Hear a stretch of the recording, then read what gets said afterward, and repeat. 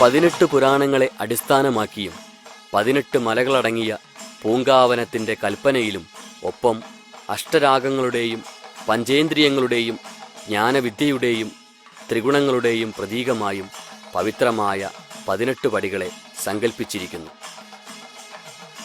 ശബരിമല ശ്രീ അയ്യപ്പസ്വാമിയുടെ മഹാതേജസ്സിനും തത്വസോപാനങ്ങളുടെ ഐശ്വര്യത്തിനും വേണ്ടി ശബരിമല ക്ഷേത്രത്തിലെ 18ാം പടിയിൽ നടക്കുന്ന പൂജയാണ് പടിപൂജ.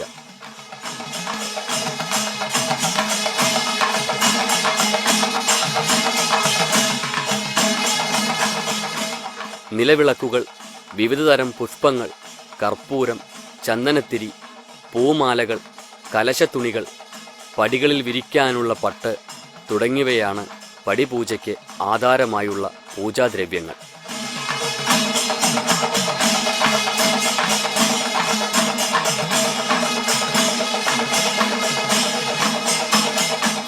പടിപൂജ ഭക്തജനങ്ങൾക്ക് വഴിപാടായി അർപ്പിക്കാവുന്നതാണ്.